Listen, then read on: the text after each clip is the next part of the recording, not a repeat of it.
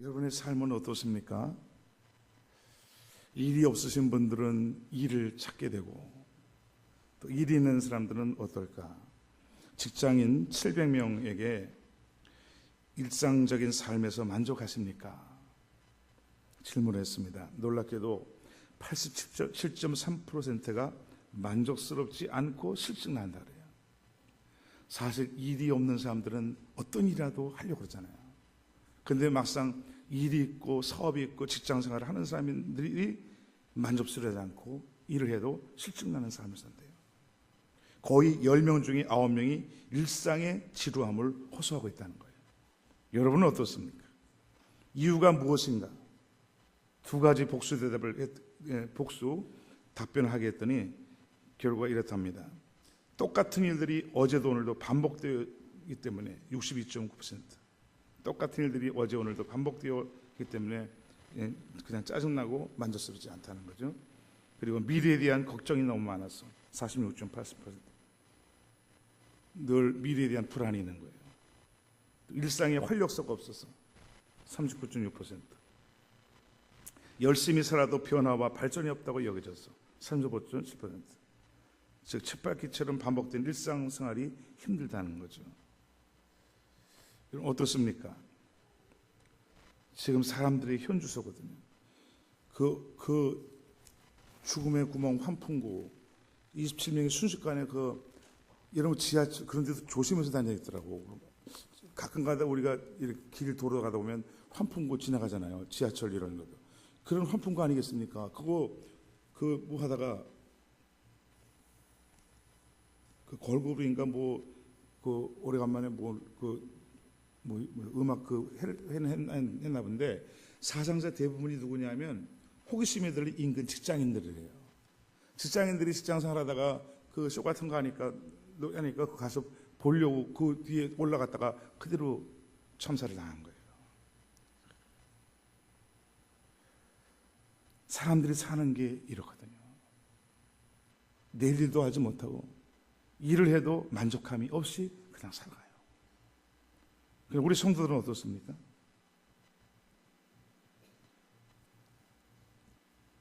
골로새서에 보면 데살로니가전서에도 마찬가지지만 빌립보서나 이 성경에는 장마다 사도 바울의 서신에는 장마다 아주 강조하시는 말씀이 나오는데 골로새서에서는 장마다 우상숭배 그리고 거짓 종교 이단 사입이 그 도시에는 많이 있었기 때문에 생명이 되시고 진리 되신 예수님을 믿게 된 거 그리고 그 예수님을 믿게 되고 주님 안에 산 사람들마다 감사라는 내용으로 계속 강조를 합니다. 성도들의 삶에는 감사가 있는가? 정말 진리가 되시고 생명이 되시고 우리의 구원자가 되시는 주님을 알았기 때문에 똑같은 직장생활을 하고 똑같은 사업하고 삶을 살아도 우리 믿는 사람들은 감사하면서 기뻐하면서 살 수 있습니까? 할렐루야. 감사하면서 기뻐하면서 살기를 원하세요.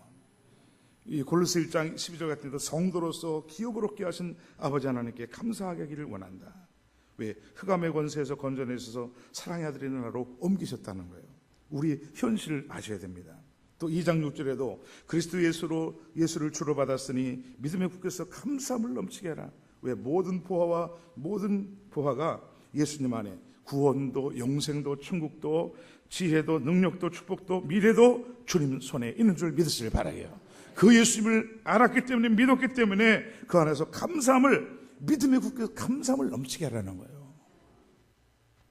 또 3장 16절에도 감사하는 마음으로 하나님을 찬양하고 무엇을 하든지 말이나 일어나 다 주께 주 예수님으로 하고 그를 힘입어 하나님 아버지께 감사하라. 4장 2절에도 기도를 계속하고 기도에 감사함으로 깨어 있으라. 빌립보서에는 매장마다요 1장 4절, 1장 18절 이런 데도 보면 기쁨으로 너희를 위해서 간구한다. 또 너희 기쁨을 위해서 내가 나가기로 한다. 2장 18절 기뻐하고 기뻐하라. 3장에도 주 안에서 기뻐하라. 4장 4절 주 안에서 기뻐하라. 내가 다시 말하노니 기뻐하라. 감옥 안에 있는 사도 바울이 감옥 바깥에 있는 성도들을 향해서 주님 안에 있기 때문에 너희는 기뻐하는 생활을 살라는 거예요. 이 골로새서도 그렇고 골로새 교회들에게도 그렇고 빌립보 교회들에게도 그렇고 오늘 데살로니가 교회들에게는 장마다 또 강조하는 것입니다. 잘 들으세요. 성경을 전체로 꼭 요약하는 것 같으니까 빌립보서의 내용의 중요 말씀은 기뻐하라는 내용이고 골로새서의 중요 내용들은 감사를 넘치게 하라는 그런 내용이고 이 데살로니가 전서의 중요 내용이 뭘까요? 장마다 계속 말씀하신 내용이 나와요. 사도 바울께서 데살로니가 지방에 있는 교회 성도들에게 편지를 보낸 건데 1장부터 5장까지 끝부분에 계속 강조하는 말씀 한번 보세요. 1장 16절 10절부터 한번 보시죠. 1장 10절을 보시죠. 성경을 확인해 보세요. 1장 10절 읽어보세요.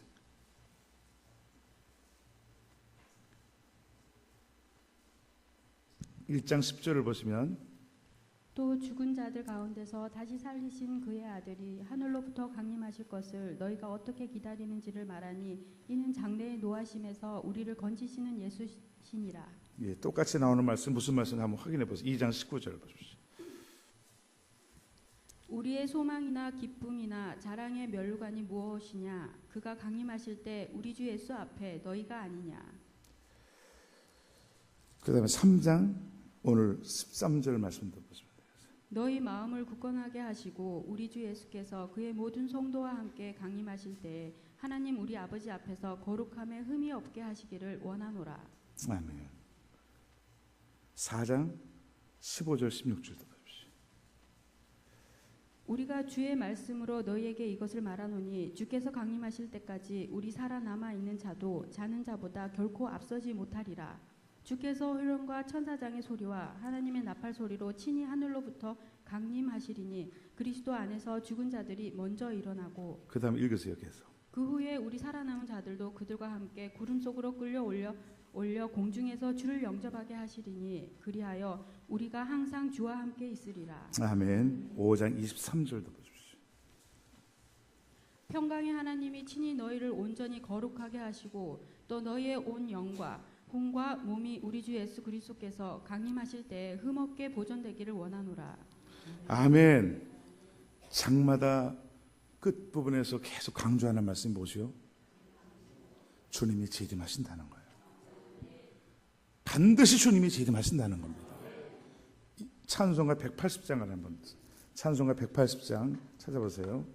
이 찬송 생각하면서 지난번에 하나님의 시간에 대해서 하나님의 계획에 대해서 좀 말씀드렸는데 주님은 주님의 계획 따라 주님의 시간표에 따라 주님이 역사하십니다.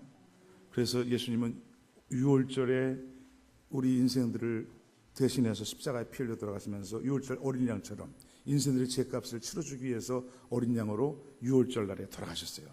우리 죄에서 구원을 위해서. 그리고 오순절 날에 약속하신 대로 성령님의 강림하셨습니다. 그리고 남은 절기가 있는데 그 절기 하나가 나팔절이라는 게 있어요. 나팔절, 그 나팔절은 주님이 재림하시는 하나님의 나팔이 울릴 때에 주님이 오시는 그걸 가르치는데 주님이 다시 오시겠습니까? 한번 찬송 180장 한번 드려보겠습니다. 하나님의 나팔 소리 천지 진동할 때에 예수 영광 중에 구름 타시고 천사들을 세계 만국 모든 곳에 보내어 구원받은 성도들을 모으리. 아멘. 나팔 불 때 나의 이름 나팔 불 때 나의 이름 나팔 불 때 나의 이름 부를 때에 잔치 참여하겠네. 무덤 속에 잠자는 자 그때 다시 영화로운 부활 승리 얻으리. 주가 택한 모든 성도 구름 타고 올라 공중에서 주의 얼굴 배우리. 나팔 불 때 나의 이름 나팔 불 때 나의 이름 나팔 불 때 나의 이름 부를 때에 잔치 참여하겠네. 주님 다시 오실 날을 우리 알 수 항상 기도하고 깨어 있어서 기쁨으로 보좌 앞에 우리 나가서도록 그때까지 참고 기다리겠네. 나팔 불 때 나의 이 나팔 불 때 나의 나팔불 때 나의 이름 부를 때에 잔치 참여하겠네. 아멘. 이 데살로니가 전서는요, 사도 바울의 최초 신약에서 결국 13권 이상을 쓴 분이 사도 바울의 서신인데 제일 처음 쓴 서신이 이 데살로니가 전서라고 얘기를 합니다. 그런데 이 교인들이 그때 당시에는 굉장히 환난을 당하는 환난 핍박 시대였어요. 굉장히 고생하고 고통을 당하는 그런 시대였는데 그들에게 특별히 가르쳐줘야 될 내용이, 그들이 물어본 내용이 뭐냐면, 지난 이제 우리가 특별 새벽 시간에도 말씀드린 것 중에 하나가 있는데, 죽은 예수님 안에서 살다가 죽은 자들에 대해서 물어봤어요. 이렇게 예수님 안에서 이렇게 살다가 돌아가신 분은 도대체 어떻게 된 겁니까? 그 내용이 4장, 대성에서 4장에 지금 나오게 되는데, 죽음은 어떻게 됩니까? 그걸 제가 세 가지로 말씀드렸었는데, 그 13절, 4장 13절 이하에서는 사도 바울이 그렇게 되면 형제들아, 자는 자들에 관하여는 죽은 자를 자는 자로 표현하고 있어요. 잔다는 것은 언제든지 깨어날 수 있는 걸 가르치거든요. 자는 자들에 대해서 얘기하다가 갑자기 너희가 알지 못함을 우리가 원치 아니하노니 알아야 된다는 거예요. 죽음의 문제, 그리고 죽음 다음의 문제, 예수님 재림하실 문제를 알아야 된다는 거예요. 무엇을 아느냐, 무엇을 믿느냐, 바로 깨달아야 되는데, 그래서 이 초대교회 때 환난을 당하고 어려움을 당하고 죽임도 당하고 했던 이런 초대교회 성도들에게 위로하고 격려하고 소망을 더 주시기 위해서 쓰신 내용이 이 데살로니가 전서인 것을 볼 수 있는데, 각 장마다 뭘 강조하냐면 이렇게 예수님이 반드시 재림하신다는 거예요. 반드시 재림하신다는 겁니다. 그래서 그들의 소망은 참 주님 오시는 것이었어요. 초대교회 성도들의 인사가 뭐였는 줄 아셨겠어요? 초대교회 성도들의 소망이 뭡니까? 인사가 뭐였어요? 뭐였을까요? 마라나타, 주 예수여 어서 오시옵소서.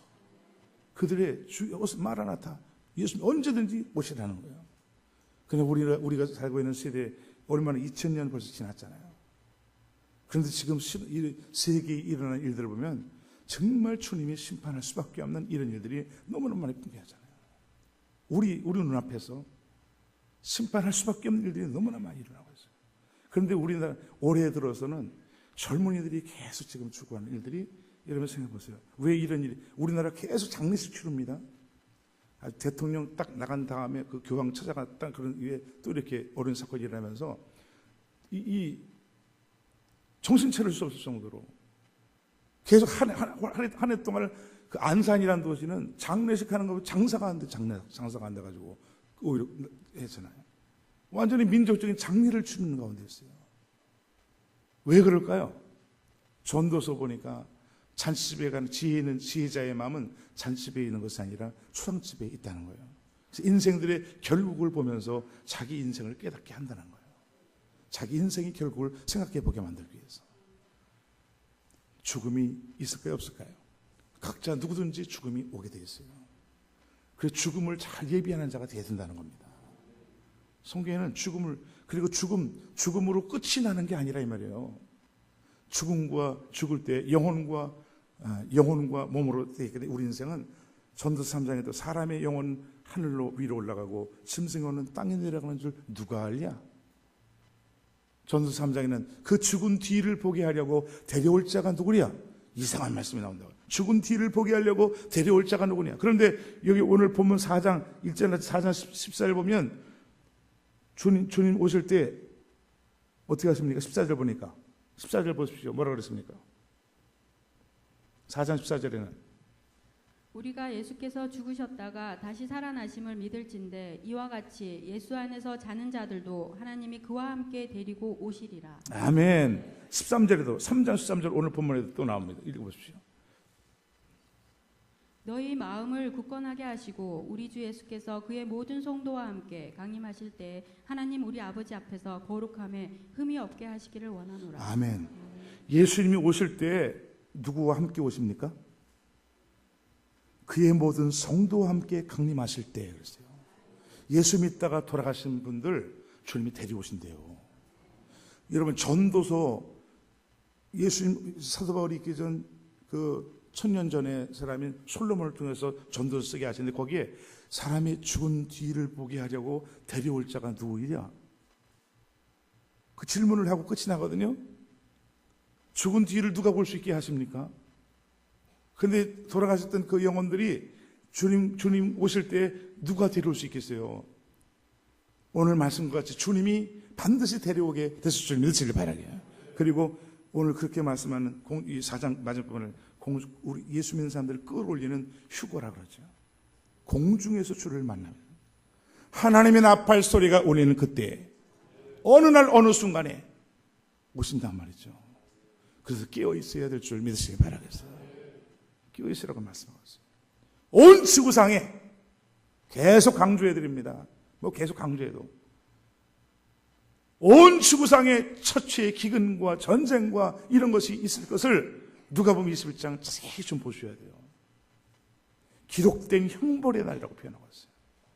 온 지구상에, 여러분, 일본에서 일어났죠. 쓰나미 일어나고, 인도네시아에서 일어나고, 미국에서 일어나고, 이게 지구가 지금 정신 차리지 못할 정도로 계속 하루에 15종인가? 그 신문에 보니까 그 어떤 식물들이랑 동물들이 멸종이 되고 있대요, 지금 계속. 사람도, 어떤 분이 그걸 써놨다. 사람이 멸종될까? 그렇게 써놨더라고. 그런데 성경적으로 보면 사람도 하나님이 멸하실 날이 온다는 거예요. 근데 성경에서 강조하고 있어요. 이 땅에서는 하나님이 땅에 있는 자들의 화가 임할 것이다. 요한계시록 보세요. 땅에 있는 자들에게. 우리는 위로 올라가야 됩니다. 하늘로 올라가야 돼요. 땅에 남아있는 자들 되면 안 됩니다. 하나님 데려가신다 그랬거든요.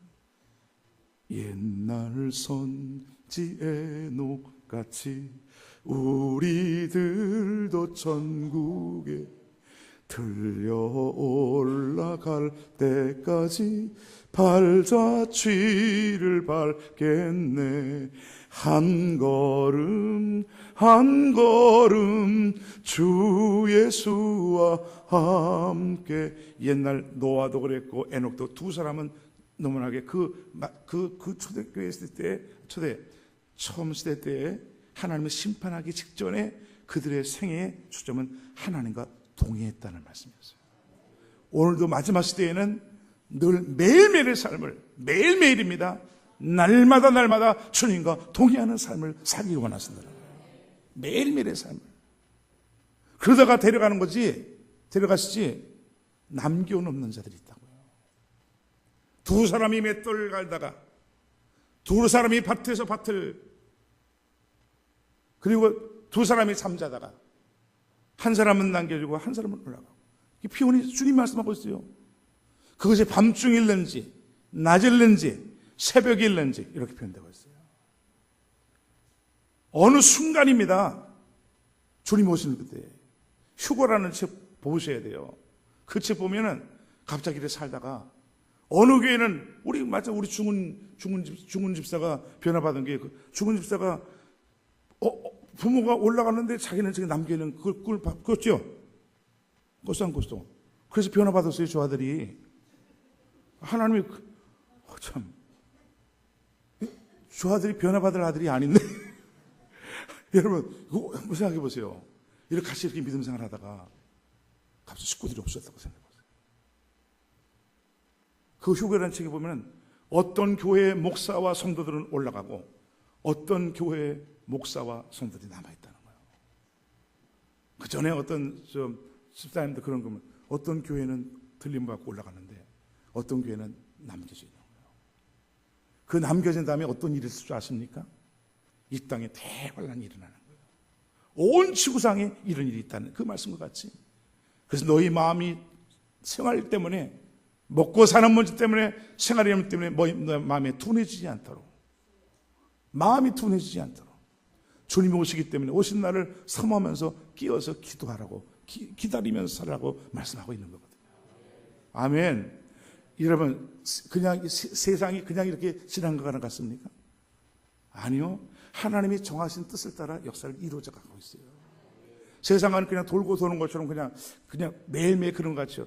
그래, 주님을 알지 못하는 사람들은 매일매일이 그냥 똑같은 일을 반복하면서 사니까 그냥 그렇죠. 그러나 예수 믿는 사람들은 절대 그렇지 않습니다. 매일 새로운 거예요. 주님 안에 사는 사람들은 새로운 삶을 살아가는, 새롭게 하시는 은혜를 주시기 때문에.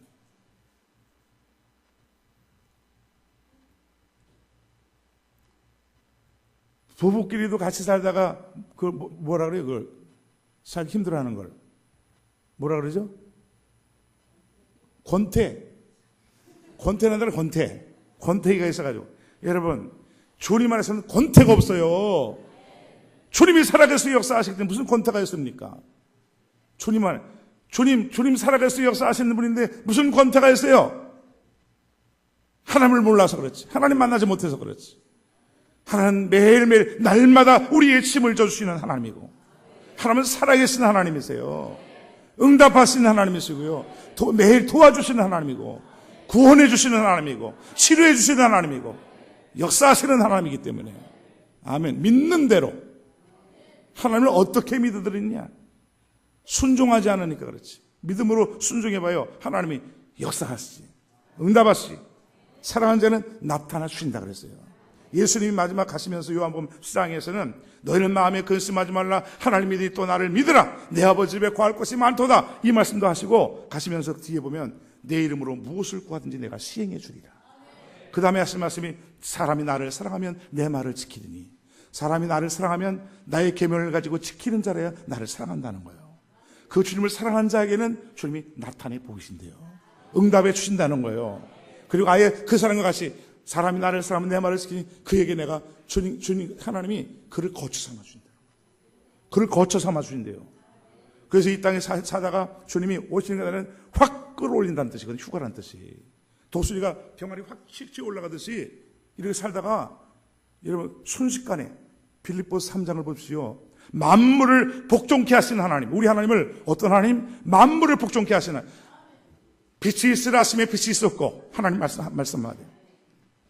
하늘과 땅이 있으라 할 때 하늘과 땅이, 천지가 생겨지고, 한마디 말씀으로 천지를 창조하신 주님이 만물을 복종케 하실 수 있는 자의 역사로 우리의 낮은 몸을 변화시킨다는 거예요. 나사로야 나오너라, 그런 것처럼 죽은 자를 주님이 나오게 하셨잖아요. 죽은 자를 살리신 것처럼. 하나님의 아들의 음성을 들을 때가 나니 곧 이때라, 하나님의 아들의 음성을 듣는 자는 곧 살아나리라 그랬거든요. 하나님 말씀을 들으면 살아날 수 있어요. 하나님 말씀 생명의 말씀이기 때문에, 영생의 말씀이 계시며 우리가 누게로 가오리까. 주님은 생명의 말씀. 그래서 매일매일 그리고 매주마다 하나님 말씀을 듣는 자가 복이 있는 거예요.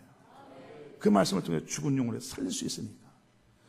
예수님은 생명의 성령이시고, 성령님은 생명의 성령님이시고, 예수님은 생명의 주님이시고, 우리 하나님은 생명의 하나님이시고, 그리고 말씀은 생명의 말씀이란 말이에요. 그 생명의 말씀으로 생명의 성령님이 역사할 때 죽은 자까지 살리는 역사를 이루신다 이 말이에요. 할렐루야.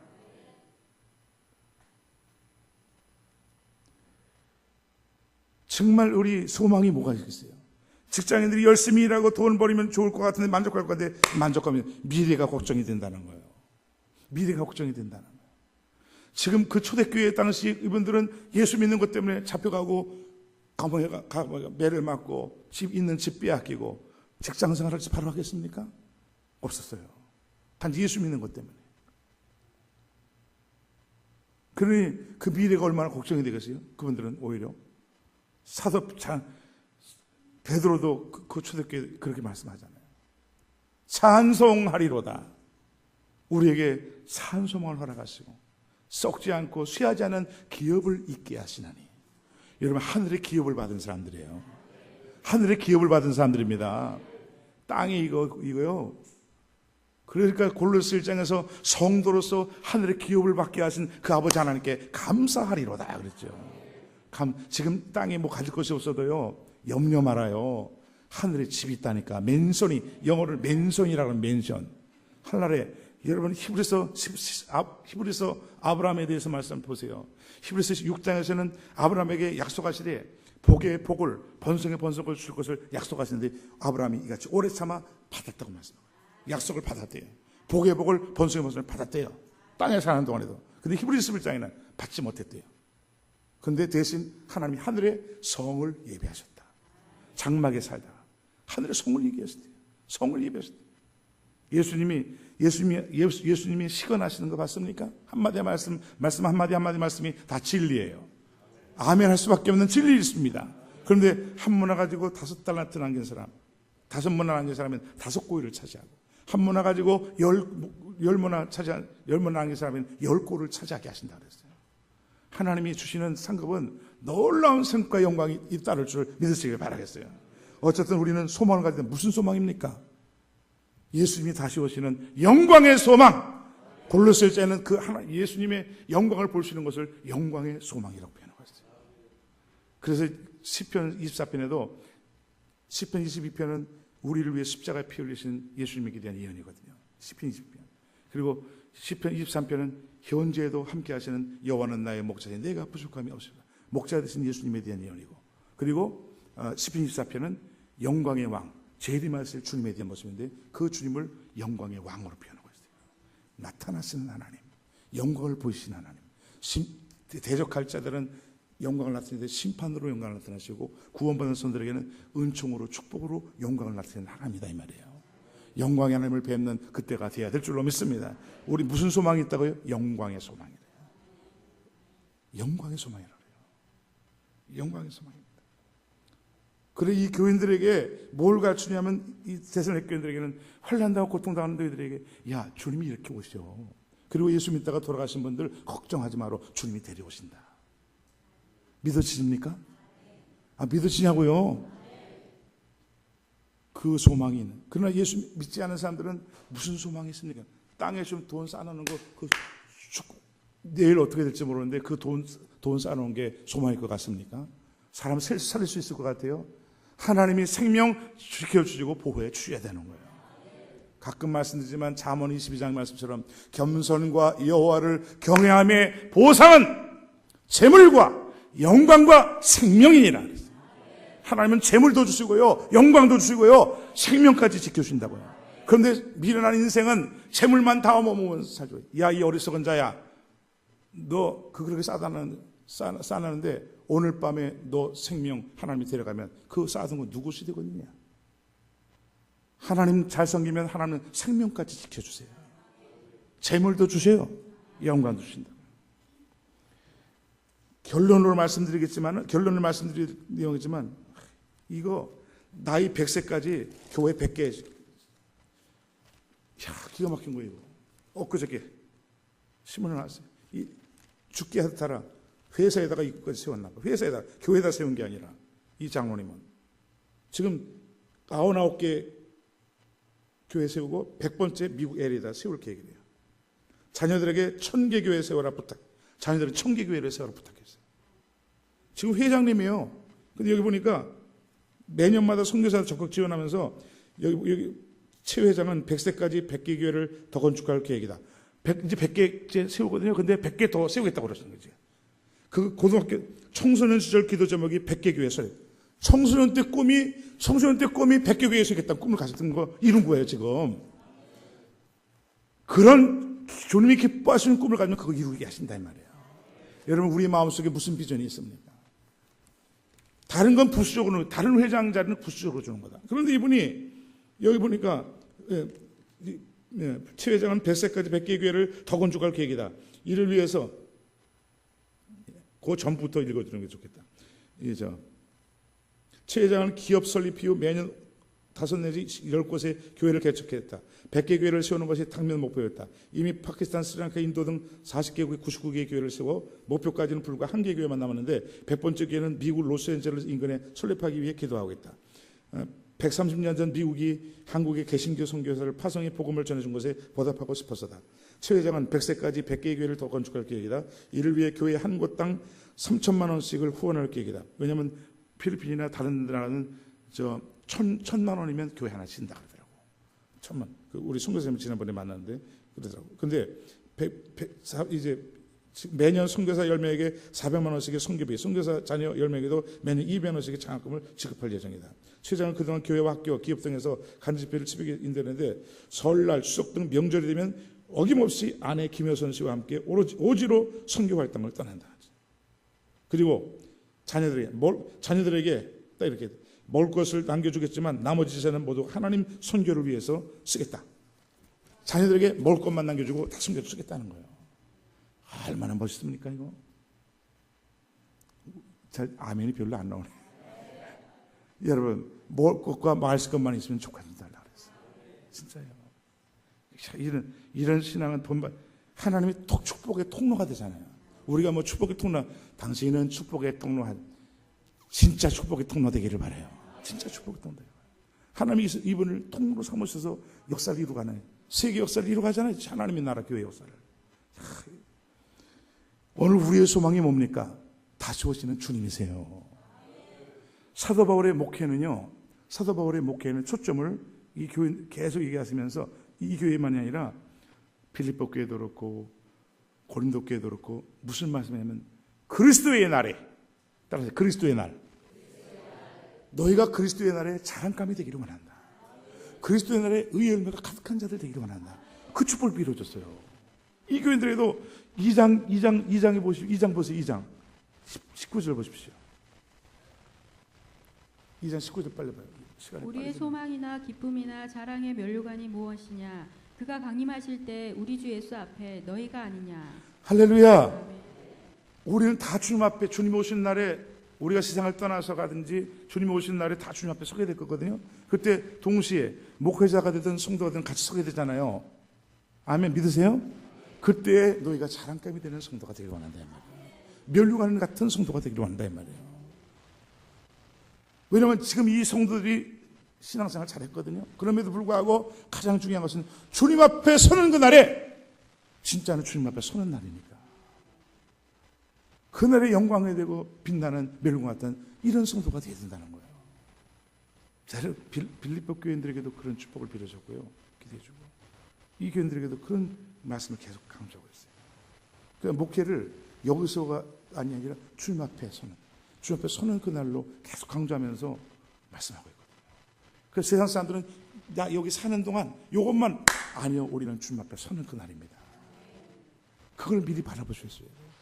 세상 사람들은 아무리 돈을 많이 벌고 직장 사업 잘해도 소망이 없는 거예요. 소망이 없는 다른 사람. 죽음이 딱 올 때 무슨 소망이 없는 거예요. 죽음이 딱 올 때 무슨 소망이. 4장 보십시오. 4장 여기 13절 보세요. 4장 13절 뭐라고 표현됐나.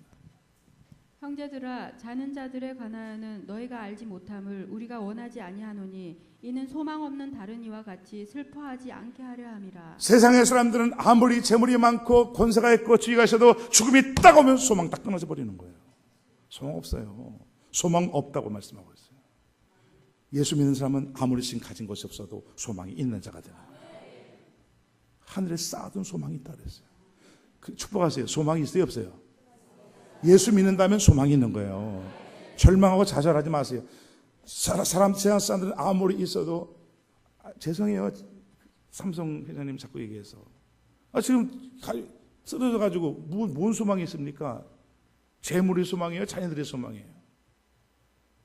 하나님이 주어진 생명을 하나님 영광에서 안 살면 하나님 앞에 부름받습니다. 너네가 생명 줄 동안에, 건강 줄 동안에, 불질 줄 동안에 뭐 하다 왔어? 하나님 앞에 선다 그랬어요. 죽은 자들이 다 하나님 앞에, 하나님의 심판대 앞에 선다는 것을 요한계시록의 입장에 딱 나오고 있습니다. 죽은 자들이 물러나고 다 하나님 앞에 서게 된다는 것입니다. 그 심판의 날이 오기 전에 하나님을 기억하라는 거예요. 어떻게 살아가는가? 주님 앞에 심판받기 전에. 아멘. 그런데 예수 믿으면서도 세상을 살면서 고난을 당해요. 환난을 당합니다. 그럼 어떻게 합니까? 소망이 그래도 있습니까? 이 교인들에게 우리가 사는 동안에 우리의 소망은 주님 앞에 서는 거야. 그걸 지금 강조하고 있는 거예요. 그러면서 이 교인들은요, 새벽 시간에 조금씩 말씀드렸지만 이 교인들은 이 땅에 사는 동안에도 참 칭찬받는 열매가 있는 교회였었어요. 이거 굉장히 중요하거든요. 하늘나라의 소망도 있고 주님 만날 소망도 있는 사람들이지만 미래적으로 이 땅에 사는 동안에도 열매가 있어야 된다는 거예요. 들으세요. 이 장마다 어떤 열매가 있는가? 1장 6절 7절 읽어보십시오. 대사로니가서 1장 빨리빨리 해봐요. 1장. 또 너희는 많은 환난 가운데서 성령의 기쁨으로 말씀을 받아 우리와 주를 본받는 자가 되었으니 그러므로 너희가 마게도냐와 아가야에 있는 모든 믿는 자의 본이 되었느니라. 8절에도 주의 말씀이 너희에게로부터 마게도냐와 아가야에게만 들릴 뿐 아니라 하나님을 향하는 너희 믿음의 소문이 각처에 퍼졌으므로 우리는 아무 말도 할 것이 없노라. 할렐루야. 여러분 믿는 자들에게 본이 되고 하나님을 향하는 믿음의 소문이 각처에 퍼지게 되고 이러니까 이 믿기 시작하기 얼마 되지 않은 성들인데 믿음이 너무 좋은 거예요. 이들은 소문만 좋은 게 아니라 실제로 열매가 믿음, 사랑, 소망의 열매가 있었던 교회들. 오늘 칭찬받는 열매가 있는 교회들 되게 해주시기를 바랍니다. 또 2장 13절을 보십시오. 2장 13절. 이러므로 우리가 하나님께 끊임없이 감사함은 너희가 우리에게 들은 바 하나님의 말씀을 받을 때 사람의 말로 받지 아니하고 하나님의 말씀으로 받음이니 진실로 그러하도다. 이 말씀이 또한 너희 믿는 자 가운데서 역사하느니라. 아멘. 그래서 뭐니 해도 교회 와서 말씀 듣는 은혜를 받으셔야 됩니다. 이 교인들은 사람의 말로 듣지 않고 사도 바울의 말씀을 전할 때 사람의 말로 듣지 않고 하나님의 말씀을 받았을 때 그 속에서 역사가 일어났다 그랬어요. 삶 속에 역사가 일어납니다.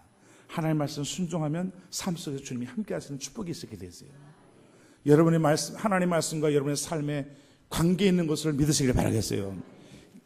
참 오늘 신문에서 많이 좀 가져왔는데 요즘 매주 나온 거예요. 이게 보니까 어저께 나온 신문인 거예요. 주일의 가치를 다시 생각한다 하는데 하나님을 향한 고요한 간증 내려놓고 누려라. 주일날을 누리라는 거예요. 주일을 누리래요. 그런데 여기 뭐가 나왔냐면 이게 주일은 예수 부활을 기념하는 날인데 칙필라라는 미국의 치킨 패스트푸드가 있답니다.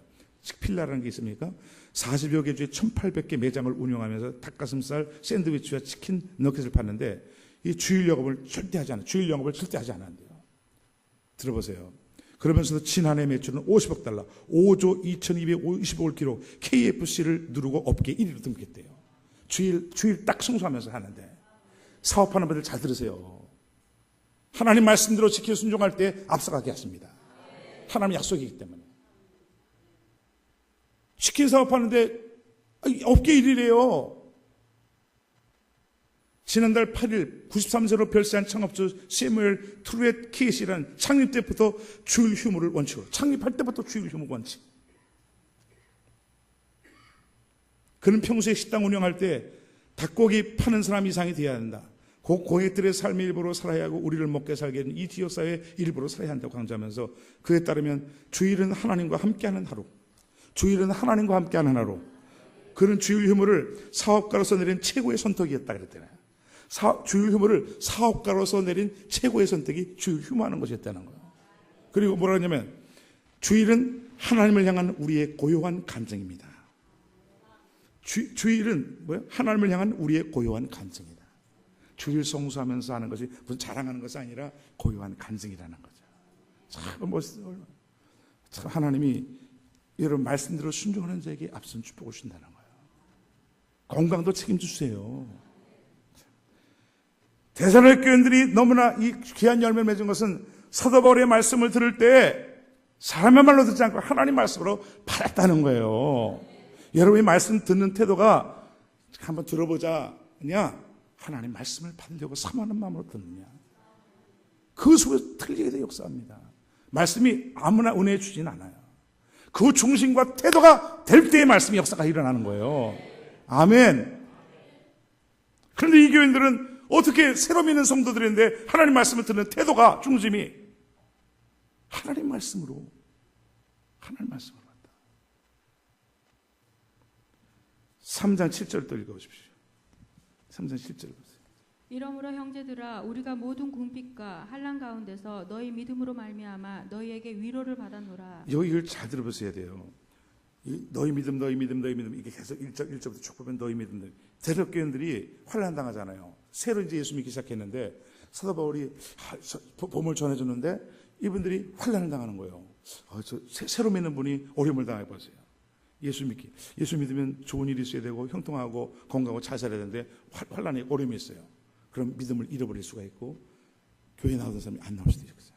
그러니까 사도 바울이 염려해서 디모데를 보내봤습니다. 디모데를 이 교인들이 저들이 어떻게 믿음을 잘 지키고 있나. 근데 딱 가서 보니까 믿음 생활 잘하는 거예요.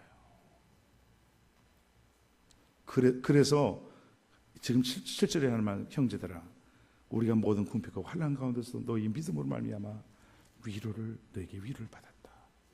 목회자들은요, 성도들 가운데 믿음 생활 잘하는 사람이 있으면 그 사람 때문에 힘을 얻습니다. 위로를 받습니다. 저 성도는 정말 저렇게 어려운데도 어떻게 믿음 생활 잘하지? 저렇게 어려운데도 믿음 생활 잘하네? 저 성도는 믿음을 지킬 만한데 믿음 별로 없네? 이렇게 될 수 있어요.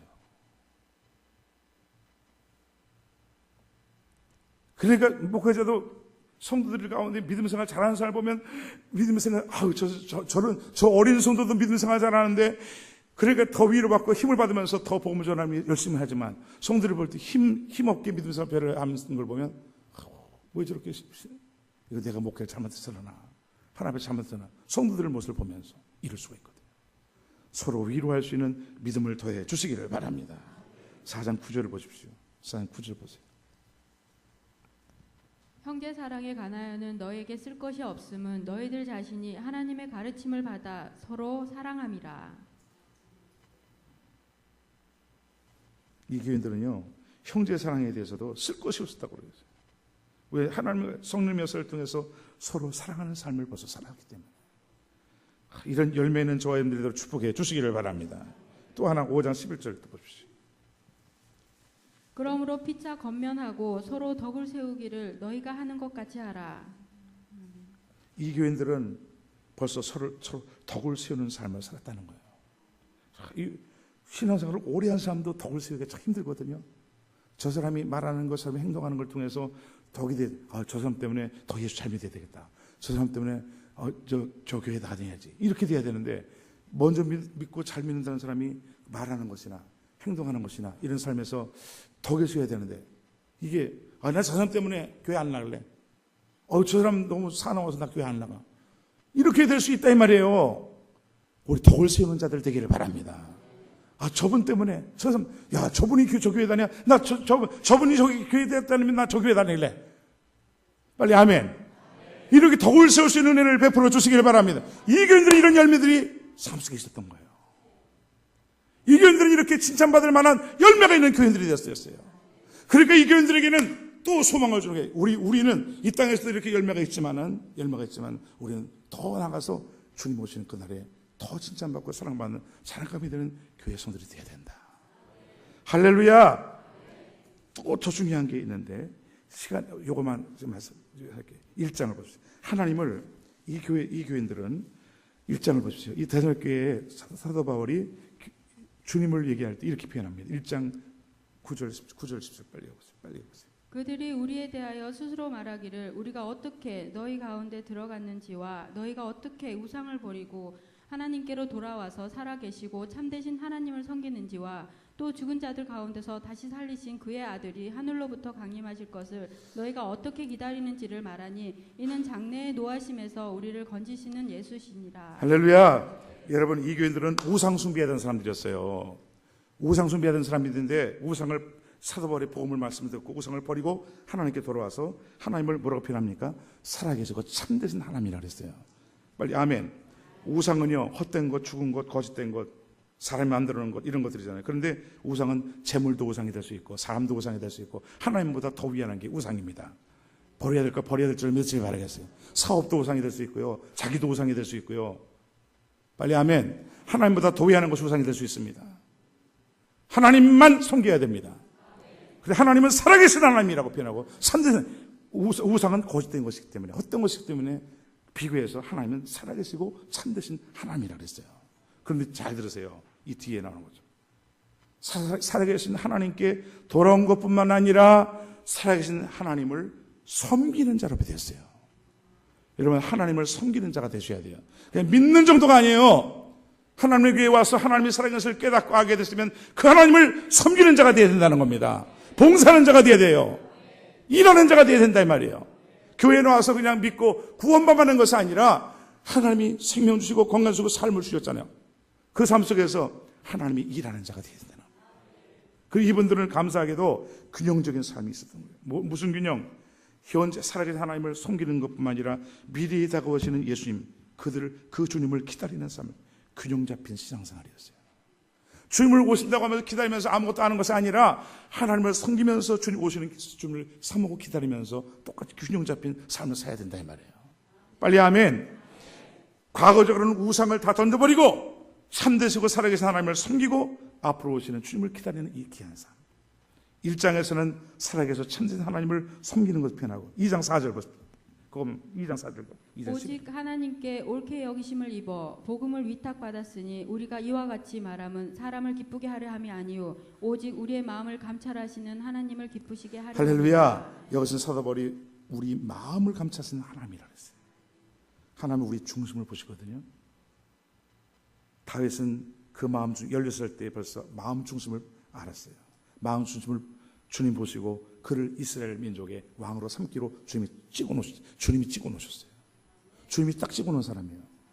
내 마음이 아파한 사람이다. 16살 때 이 왕에는 우리 중고등학생들도 그렇고 어린이들도 그렇고 여러분들 우리 자녀들이 하나님이 딱 찍어 놓은 사람들 되기 원해요. 하나님 너는 내 사람이다. 내 마음이 아파한 내가 내 뜻을 다리도록 축복해 주겠다. 그게 왕이 되는 자리였어요. 16살 때 우리 자녀들 어떻습니까? 무슨 꿈이 있어요?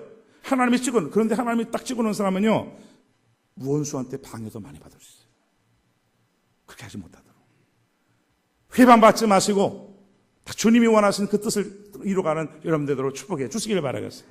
그 다윗이 얼마나 방해를 받습니까? 그런데도 불구하고, 나의 힘이 되신 여호와여, 내가 주를 선하이다. 핍박이 있고 어려움이 있어도 주님을 딱 믿고 계속 환난 속에도 주님을 믿고 따라갈 때 큰 인물 되게 하시잖아요.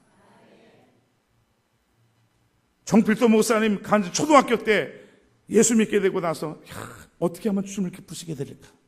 그 마음 중 한 가지, 그 많은 목사님들 모아놓고 5천 명 우리 교단에서 부산에서 모였을 때 그 목사님 간증하는데 여러분들 목사님들 장로님들 이렇게 얘기하면서 이렇게 자기는 어렸을 때 초등학교 때 예수 믿기 시작하면서 어떻게 하면 하나님을 기쁘시게 될까? 그렇게 해서 그 반 친구들을 다 전도했대. 반 친구들이 다 전도해가지고 바로 교회 나가게 했다는 거예요. 그런데 그때부터 시작해서 목회도 다른 거 없이 어떻게 하면 하나님을 기쁘시게 될까? 요 마음만 가지고 있었대. 그때 하나님이 그렇게 축복을 주셨다는 거예요.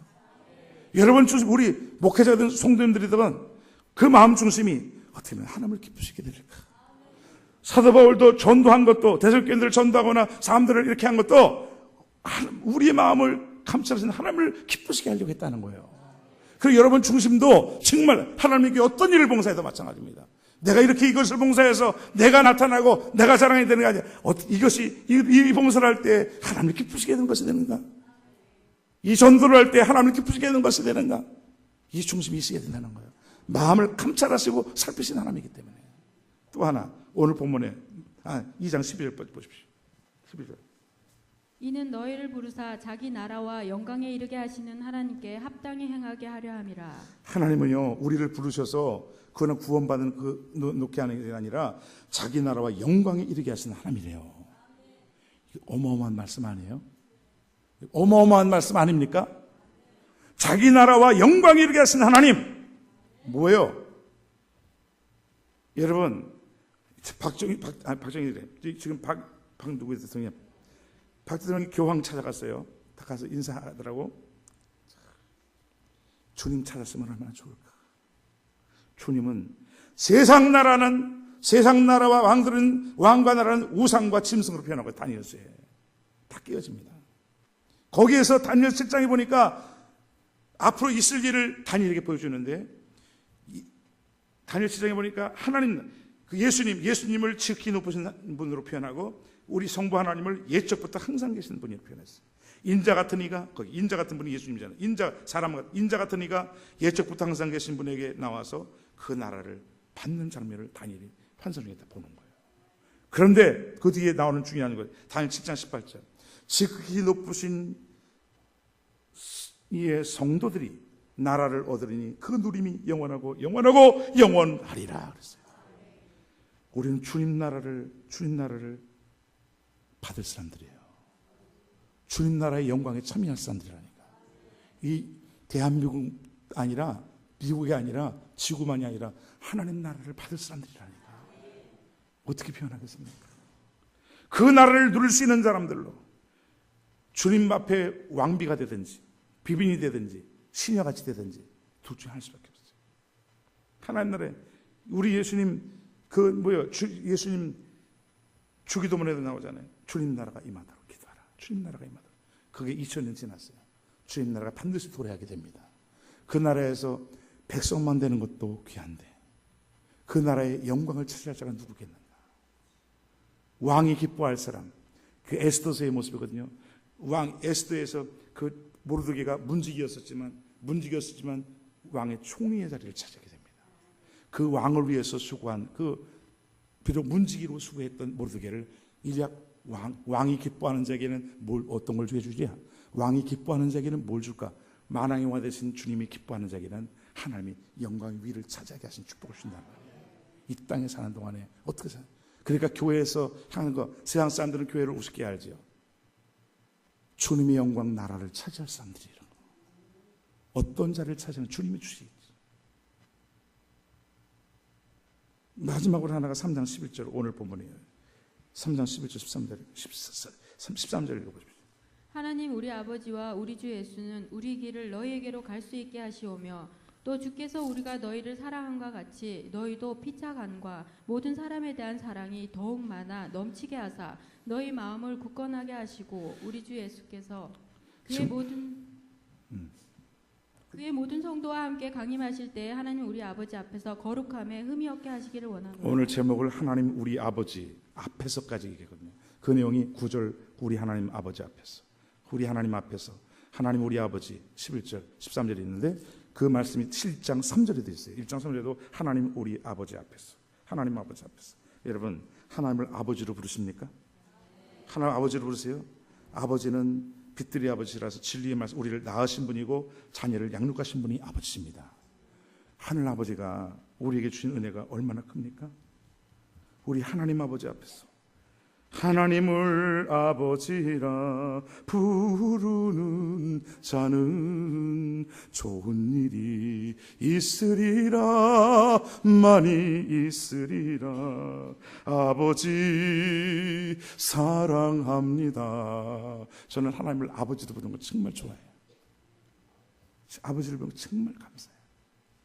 우리 아버지, 왜냐하면 저는 아버지가 초등학교 아버지 돌아가셨거든요. 제 기억은 우리 아버지, 육신 아버지는 수사라 온 것만 기억이 돼.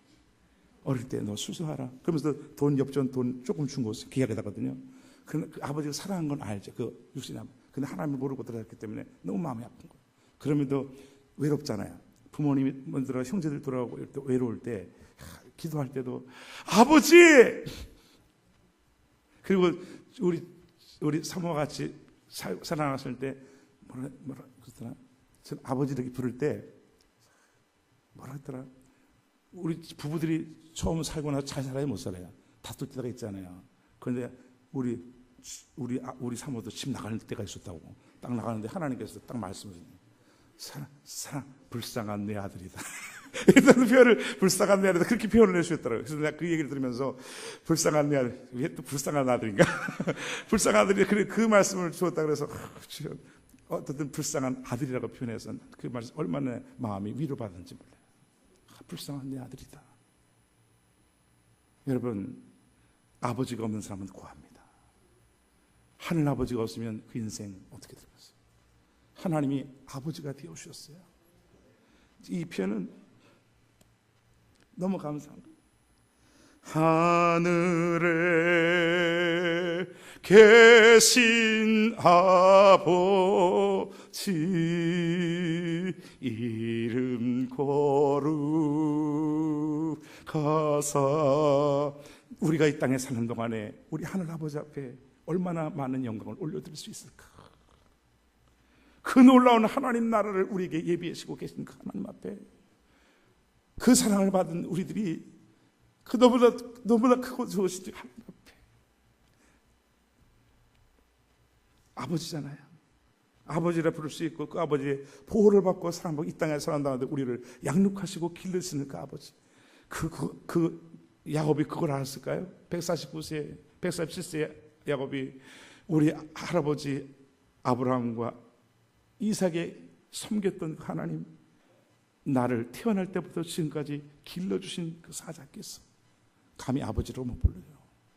그런데 우리는 이 시대에 아버지 하나님을 부르게 됩니다. 아버지 하나님을 부르고 있어요.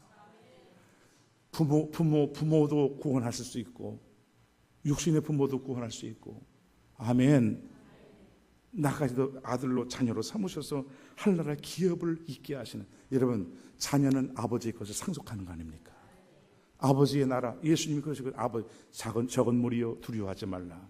적은 무리여 두려워하지 말라. 아버지께서는 그 나라를 너에게 주시기를 기뻐하시는도다.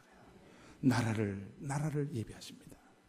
그러니 이 땅에 사는 동안에 우리가 아무리 충성을 다한다 할지라도 어떻게 갚을 수 있겠어요? 진짜 그냥 감사함으로 겸손한 가운데 하나님 감사해 하면서 충성하는 것밖에 없잖아요. 기도하겠습니다. 하나님 우리 아버지, 그 앞에서 사도 바울은요, 이 데살로니가 교인들에게 재림하실 그 하나님 아버지, 재림하시는 주님 앞에 하나님 우리 아버지 앞에서 그렇게 고백했는데, 현실에 살면서도 1장 3절에는 데살로니가 교인들에게 너희 믿음의 역사와 사랑의 수고가 우리 예수 그리스도에 대한 소망의 인내를 우리 하나님 아버지 앞에서 끊임없이 기억하니, 이 표현이 너무 놀라운 거예요. 주님 오실 때에도 하나님 우리 아버지 앞에서, 그런데 이 땅에 사는 동안에도 하나님 아버지 앞에서 얼마나 주님과 가까운 모습으로 주님 앞에 이렇게 있는 것을 보세요. 여러분, 하나님은 멀리 계신 하나님이 아니에요. 우리 아버지 하나님이잖아요. 우리와 함께 하시는 아버지 하나님이잖아요. 그 주님 앞에 우리의 세상을 알 수가 있고, 감사하면서 아버지의 사랑을 받은 대로 효도할 수 있는, 효도하는 삶이 되게 해주세요. 그리고 하늘아버지가 없는 인생들 얼마나 불쌍합니까? 오늘 어떻게 될지 모르는 이런 세대 속에서 불안하게 살아가는 저들에게 아버지의 사랑을 전할 수 있는 이 자리에 해달라고 한번 기도하겠습니다.